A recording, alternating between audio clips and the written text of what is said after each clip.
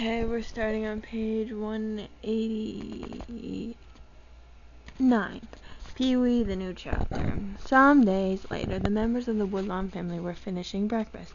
Caddie, Tom, and Warren at one side of the table were buzzing and tittering over some project for the day. Now that school was over, their days were full of delight. Today they were talking of going to Chimney Bluffs. Father folded his napkin and pushed back his chair. "All play and no work," said Father, purposely misquoting the old adage, "makes Tom, Caddie, and Warren lazy children. Isn't that so?" He looked down at the table at them and smiled. "Oh no, Father," said Caddie, "you've been very industrious." "The results of industry," said Mrs. Woodlawn dryly, "being dirty faces, holes in their stockings, and three-quartered rents and trousers and petticoats."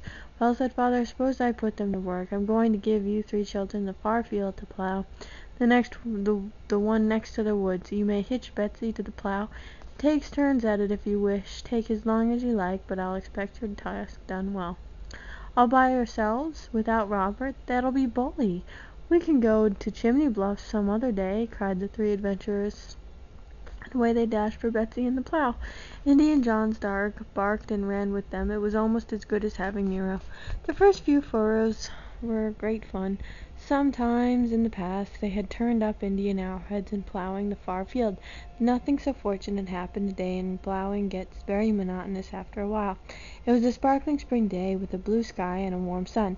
The silver birches in the wood had begun to glow with a faint aura of budding green, and the willows at the edge of the river were turning yellow. Overhead flew a phoebe bird, crying, "Pee-wee, Pee-wee, whatever." "Let's take turns with the plow," said Tom. "All three of us don't have to go around every time. It takes only one to guide the plow. Let one guide the plow twice around the field, while the other two sit in the fence corner and tell stories." "Hurrah!" yelled Warren. "I speak to be first to sit in this fence corner." "All right," said Tom. "I'll take Betsy around first, while you and Caddie sit. I'll be thinking up a story." "You spoke to be first to sit," said Caddie to Warren. "I speak to be the one to sit when Tom tells his story." "Oh, that's no fair. Tom's got to tell it to me, too." "All right," said Tom again. "I'll tell it twice, but first I've got to make it up." He flapped the reins over Betsy's back, caught the handles of the plow, and started his first furrow. Caddie and Warren settled down in a sunny corner of the zigzag rail fence to think up stories. They usually retold Robert Ireton's lusty Irish tales, or some old favourites from the tattered volume of Andersen's fairy tales volume. Sometimes they even told the stories which Mother read them from the young lady's friend or the mother's assistant, when they weren't too dull or moral. But Tom had made his stories up. That's why Tom's stories were always in demand. Tom's stories had the virtue of novelty, and they were full of wild and bloody action. They, too, were a sort of compound of Ireton and Andersen did not occur to the children, who knew few stories except those in the Bible and the school reader. Have you thought it up yet?" cried Warren and Caddie, as Tom came around at the end of his first furrow. "Pee-wee, Pee-wee," called Phoebe Bird, and overhead. Betsy would have stopped, but Tom slapped the reins over her back and swung into his second furrow. "Yep," he called back, "I'm getting it." Reluctantly, Warren took the plow, and Tom came back from his second round. Caddie and John's dog cuddled close to Tom as he sat down. The spring air was still a little keen for sitting long in comfort. "Well, begin," said Caddie. Tom's eyes were bright with satisfaction over his story. "Well," he said, "once upon a time there was an old farmer named Pee-wee." "What a funny name for a farmer!" exclaimed Caddie. "Never you mind that," said Tom, a trifle impatient at the being interrupted. "You'll know why his name is to be Pee-wee in a minute, if you listen." "Go on, then." "Well, once there was an old farmer named Pee-wee, and he had a farm beside a lake, and one day he was out plowing up his field, when a little bird flew overhead, calling, 'Pee-wee, Pee-wee.' Now, old man Pee-wee had a pretty bad temper, and he thought the little birds was just making fun of him, so what he did do but pick up a rock he had just plowed out, and heave it at the bird. 'I'll teach you to make fun of old man Pee-wee,' says he. The bird just flapped his wings and flew on, but the rock fell back on and hit one of Pee-wee's oxen on the head, and it fell over dead.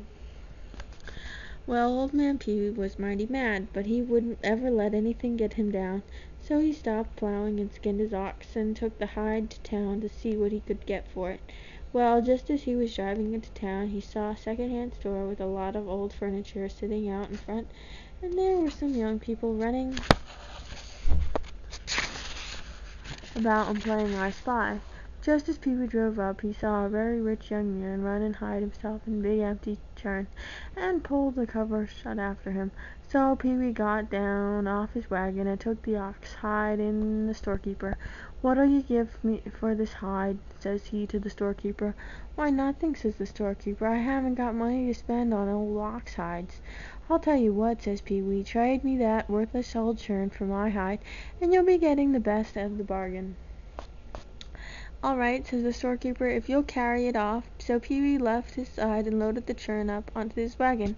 Now, when Pee-wee had got the churn a little ways out into the country, the rich young man began to pound on the side of it and yell, "Let me out, let me out." "How so?" says Pee-wee.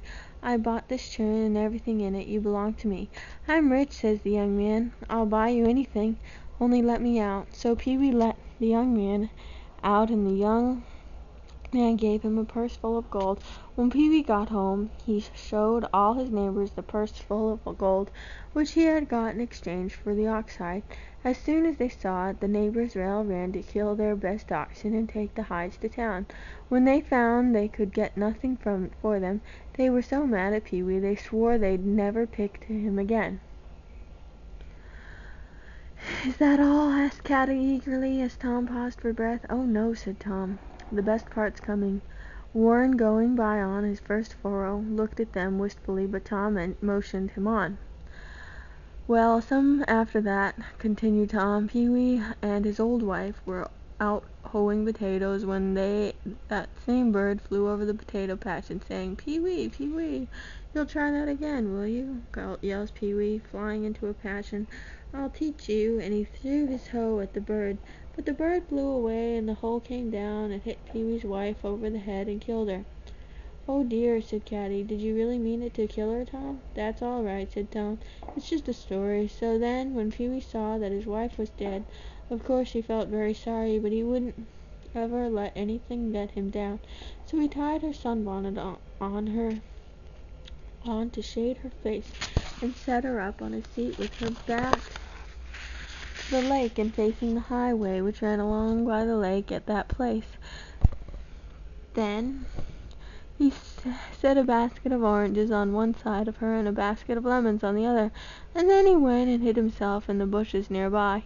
Pretty soon along came a man driving a coach and 4 black horses. When the man saw Pee-wee's wife sitting beside the road, he stopped his horses and got down off the coach. And that's too long, so it's page 196.